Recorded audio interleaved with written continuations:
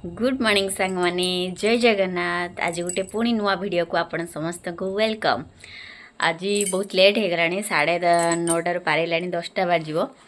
तो आज सकाळ वीडियो बनै ना कि सकाळ आज हजबैंड आ बाबा हका थिले समस्ते हॉस्पिटल गले सेपटे हजबैंड भी पलैबे ऑफिस पलैबे सेपटे डायरेक्ट पलैचंदी बाहर की।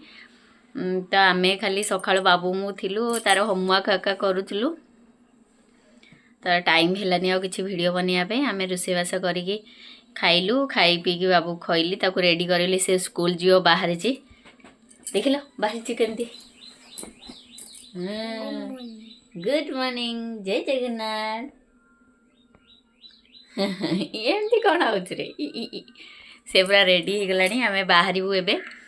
आज सका तो एका एका मझे एत सारा लोक था पूरा खाली हो गले घर जमी लगे सेमती आज सका पूरा एका एका लगे किसी करने इच्छा है पुणी भात डाली बनई देती आ कि बनईनी भजा भजा आसिले पुओ को छाड़ी देखी आज वीडियो भी अपलोड करनी एडिटिंग भी करनी अपलोड करनी करी आको छाड़ी आसिले से पूरा रेडी हो गला तार खाली टिफिनटा रेडी करूँ आ बाहर आम चलो देखा तापर कौन करुचे कौन ना पलैला से स्कूल आज लेट हो गलानी भी टे पलैला स्कूल आज तार हेलमेट ना जो चोरी जाइए बिना हेलमेट रे आज आसी। चलो आम भी घर को जा बाहर।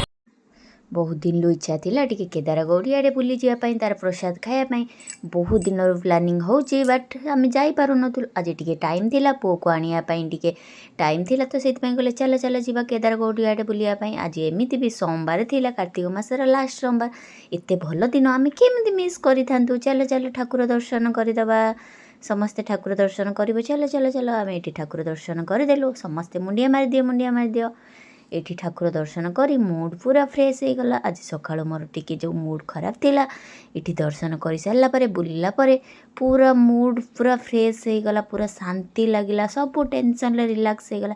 किए किए कार्तिक मासरे सब मंदिर जाउछ मते कमेंट रे जणेबो। एठी गोटे कुंड थिला एठी आगुरु बहुत सारा कइंच माने थिले बट एठी आज किंतु कोटे बिल कइंच देखिया पाई मिललानी।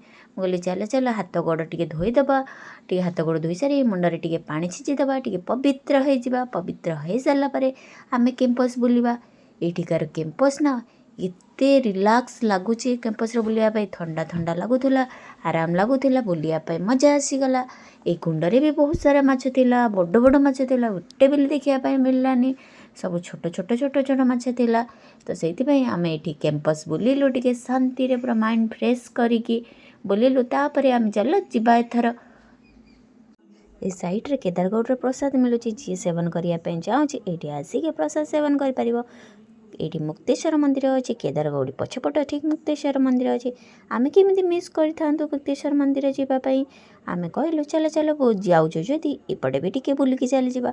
मुक्तेश्वर मंदिर वाओ बहुत ब्यूटीफुल थिला एटी सब प्री वेडिंग फोटोशूट वगैरह रील्स वगैरह समस्ते आसिकी बनाती बहुत मस्त देखा जाऊला पूरा। देखु तो स्ट्रक्चर सब मंदिर मानकर केते सुंदर देखा जाउची। आम कहले टिके बुलवा टिके बसवा टिके शांति बसी बसा कि एक्चुअली आम केदारगौड़ जो प्रसाद खायापाई जाऊँ केदारगौड़ प्रसाद आउ खाइबनी आमको जड़े सजेसन देले बरमुंडा पाखे जो काली मंदिर अच्छे से प्रसाद बहुत भल लगे आम थे से ट्राए करा बोली से इच्छा है से ट्राए करा ट्राए कर पूर्व ये मरीचिका कुंड अच्छे से आम हुईस मागिक पैसा गोटे पपाड़ देले मु भी पैसा पपाड़ देकी एटिके आसिलु कुंड बुलियापाई।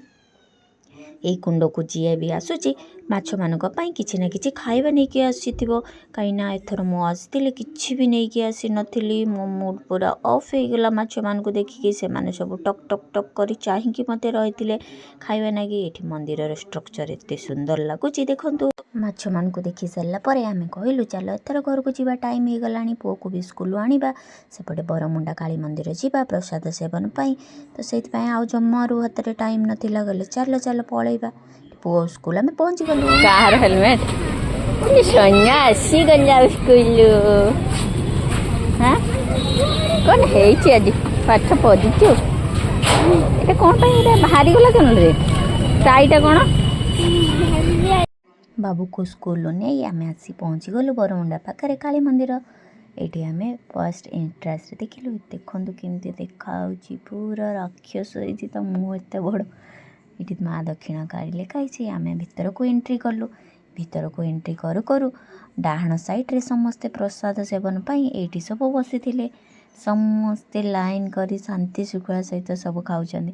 ତାର ଟିକେ ପଛପଟ ବ୍ୟାକ୍ ପଟେ ଦେଖିବ, ସେଇଠି ସବୁ ଟୋକନ୍ କାଟୁଛନ୍ତି ଖାଇବା ପାଇଁ। ଆପଣ ଏଠି ସବୁ ଲାଇନ୍ କରି ଟୋକନ୍ କାଟୁଥିଲେ।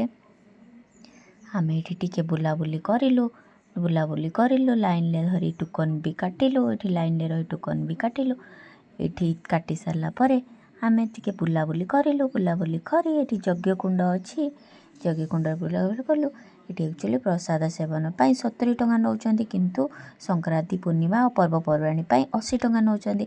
ଆଉ ଯଦି ପାର୍ସଲ ଘରକୁ ନେବା ପାଇଁ ଚାହିଁବେ ତାହେଲେ 10 ଟଙ୍କା ଏକ୍ସଟ୍ରା। ଏଠି ମାଙ୍କଡ଼ ବସିଥିଲେ 3ଟା। ଇଏ 3 ନମ୍ବର ମାଙ୍କଡ଼ ପଡ଼ିକି 4 ନମ୍ବର ମାଙ୍କଡ଼ ଆମର ପୁଅ ଏଠି ବସିଗଲା ପରେ ଆମେ ଟିକେ ଏଠି କ୍ୟାମ୍ପସ୍ ବୁଲିଲୁ।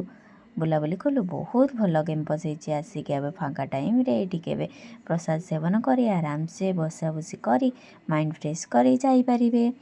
ଏଠି ହାତ ଧୋଇବା ପାଇଁ ବି ସୁବିଧା ଅଛି, ପିଇବା ପାଣି ପାଇଁ ବି ସୁବିଧା ଅଛି। ଆମେ ଏବେ ପ୍ରସାଦ ସେବନ ପାଇଁ ବସିଗଲୁ। ସମସ୍ତଙ୍କୁ ଏମିତି ବସିକି ଆମେ ସବୁ ବାଢ଼ୁଥିଲେ। ପ୍ରସାଦ ତ ପୁରା ମସ୍ତ ହେଇଥିଲା, ସବୁ ପ୍ରକାର ପୁରା ସଫିସିଏଣ୍ଟ। ଆମକୁ ପେଟ ଭରି ଖାଇବା ପାଇଁ ମିଳିବ, ପୁରା ଟେନସନ୍ ନେବେନି, ପୁରା ପେଟ ଭରି ଖାଇକି ଯିବେ। 3 ପ୍ରକାର ତରକାରୀ ହେଇଥିଲା, ଆହୁରି ଖଟା ହେଇଥିଲା, କାନିକା ହେଇଥିଲା। ଆଜି ସୋମବାର ଥିଲା ସେଥିପାଇଁ କାନିକା ହେଇଥିଲା। ବାବୁ କହୁଛି ବଢ଼ିଆ ଲାଗିଛି, ପୁରା ମସ୍ତ ଖାଇବା ହେଇଥିଲା। ବାବୁକୁ ଏତେ ପସନ୍ଦ ଆସିଲା ଯେ ସେ କହୁଥିଲା ଆଉ ଥରେ ଯିବ। ଏଠି କ୍ଷୀରି ବି ତା ସହିତ ମିଳୁଛି। କ୍ଷୀରି ବି ଆପଣ ପୁରା ଭରପୁର ପେଟ ଭରିକି ଖାଇପାରିବେ। ପୁରା ଆରାମସେ ଖାଇ ଖୁଆକି ଆମେ ପ୍ରସାଦ ଖାଇ ଖୁଆକି ବାହାରିଲୁ ଘରକୁ ଯିବା ପାଇଁ। ଇଏ ପୁରା ମେନ୍ ରୋଡ଼ ଉପରେ ମନ୍ଦିରଟା। ଆଗକୁ ରହୁଛି ବରମୁଣ୍ଡା, ପଛଆଡ଼େ ରହୁଛି ଫାୟାର ଷ୍ଟେସନ୍। ଏଇଟା ପୁରା ମଝାମଝିରେ ରୋଡ଼ ଉପରେ, ମେନ୍ ରୋଡ଼ ଉପରେ ହିଁ। ଆପଣ ଯେବେ ବି ଏଇପଟ ସାଇଡ଼୍ ଦେଇକି ଯାଉଥିବେ ନିହାତି କାଳୀ ମନ୍ଦିର ପ୍ରସାଦ ଥରେ ଖାଇକି ଯିବେ, ଆଉ କହିବେ କେମିତି ଲାଗୁଛି ବୋଲି ପ୍ରସାଦ ସେବନ କରିକି। ଆମେ ଚାଲ। ଆଜି ଦିନଯାକ ବହୁତ ଥକା ହୋଇଯାଇଥିଲା, ଆଉ ଭିଡ଼ିଓ ବନେଇ ପାରିନଥିଲି। ଆଜି ମନ୍ଦିର ଯାଇଥିଲୁ ପ୍ରସାଦ ସେବନ କରିବା ପାଇଁ। ମନ୍ଦିର ଆଜି ବହୁତ ବୁଲା ହେଲା। ଯେମିତି କାର୍ତ୍ତିକ ମାସର ଲାଷ୍ଟ ସୋମବାର ଥିଲା, ସେଥିପାଇଁ ମନ୍ଦିର ଦର୍ଶନ ହେଇଗଲା। ପୁରା ମୋ ଆତ୍ମାକୁ ଶାନ୍ତି ମିଳିଲା। ପୁରା ପ୍ରସାଦ ଖାଇକି ତ ମାନେ ଏତେ ଭଲ ଲାଗିଲା। ପ୍ରସାଦ ଖାଇକି ମୁଁ ଆପଣମାନଙ୍କୁ କହିବି ପାରିବିନି। ଆପଣମାନେ ଥରେ ଖାଇବେ ତାପରେ ଜାଣିବେ। ଆଉ ବରମୁଣ୍ଡା କାଳୀ ମନ୍ଦିରର ପ୍ରସାଦ ଖାଇବେ, ଥରେ ଜାଣିବେ। ଆଉ ବାକି ରହିଗଲା କେଦାରଗୌଡ଼ର ପ୍ରସାଦ। ଏଇ କେଦାରଗୌଡ଼ ତ ପାଖରେ, କେତେବେଳେ ଯାଇକି କେଦାରଗୌଡ଼ର ପ୍ରସାଦ ଖାଇ ନେବୁ ଆଉ କ'ଣ। ଆଉ କିନ୍ତୁ ଆପଣମାନେ ସମସ୍ତେ ମାନେ ଖାଉଛନ୍ତି କି ନାହିଁ ପ୍ରସାଦ, କି ମନ୍ଦିର ଦର୍ଶନ କରୁଛନ୍ତି କି ନାହିଁ କାର୍ତ୍ତିକ ମାସରେ ଜଣେଇବେ।